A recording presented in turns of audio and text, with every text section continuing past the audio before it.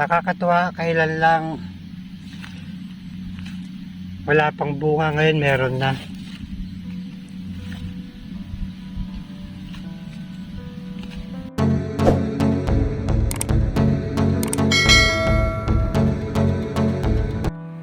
Welcome to my vlog.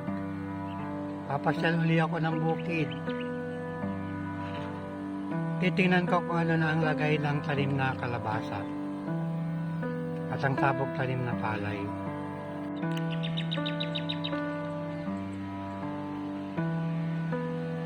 Malakas pa rin ang agos ng irigasyon.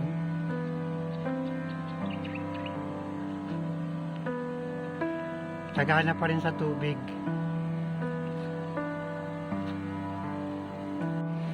Doon ako nang galing sa kahuyan na yon, nandun ang likod ng bahay namin. Dito ako dadaan puntang bukid. Ang bukid nandoon lang sa kabilang kakahuyan na yon. Malalaki na yung mga bagong tanim na palay na madadaan ko. Dito sa kabilang side, magugulang na o mapulan na, malapit na rin alingin.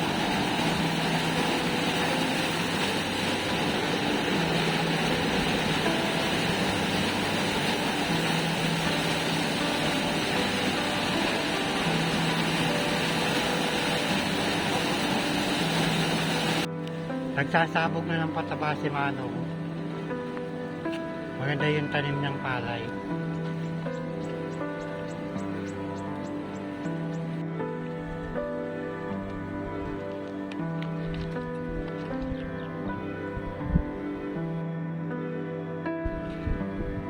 Malapit na ako dito sa bukid. Ito na yung kahuyan.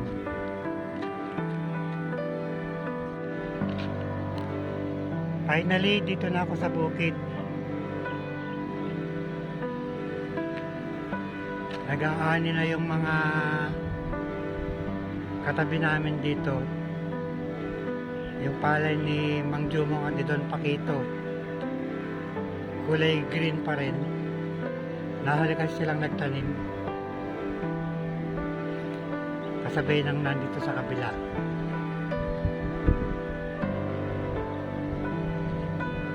Dahil nasira ang patubig noon, kaya huli rin sila nakapagpatanim.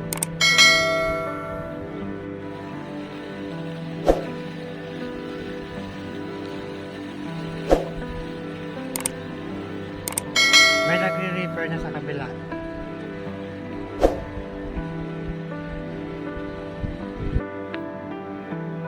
Ganito na ang itsura ng tanim na kalabasa. Marami ng mga bunga. Actually, katatapos ang magsuklob ni Mang Jumong at ni Don Paquito. Sinusukloban yung bulaklak para magtuloy ang bunga. Ito, bulaklak din ito. Ito yung sinusuklob. Doon sa may bunga na bulaklak.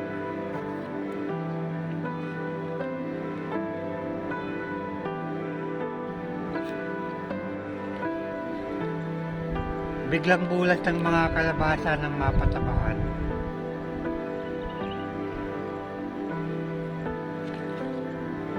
Meron ng mga baging.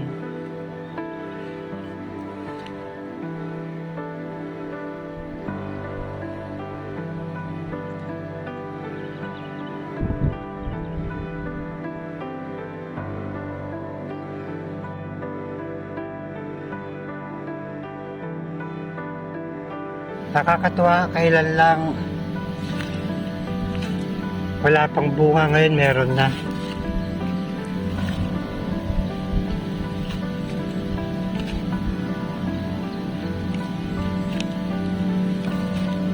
Madami ang bunga.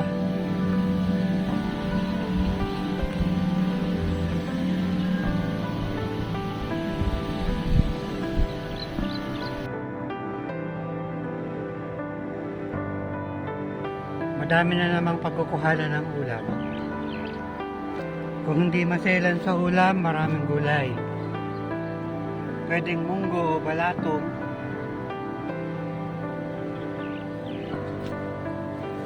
Bulaklak, talbos ng kalabasa.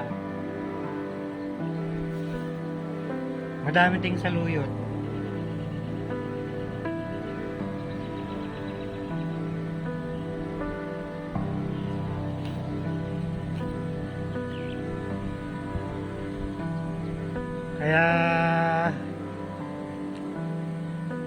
Kaya libre na ulam, menos gastos.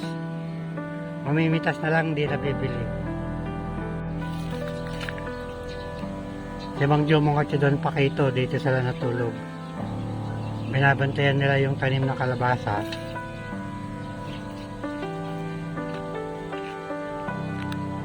Meron din kasing mga nangunguha. Dahil open yung daanan dito sa may gawin ng irigasyon, maraming mga barangay o malalayong lugar na pwedeng dumaan. Kaya kailangan bantayan para hindi may makuhanan ng mga bunga.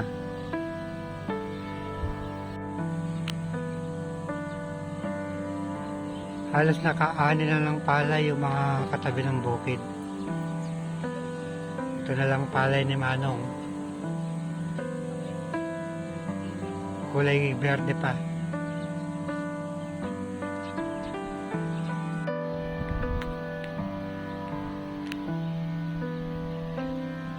Uuwi na muna si Don Paquito. Kukuha ng gamit.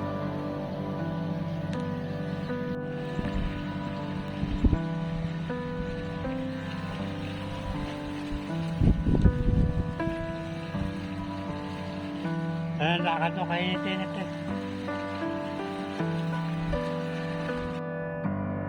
Saka pupunta. Kainit.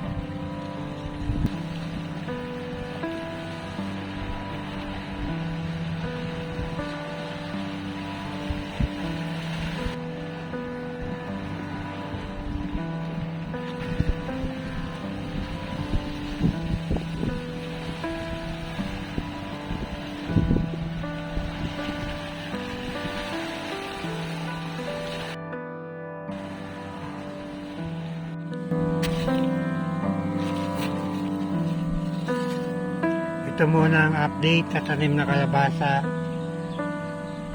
dito sa bukid.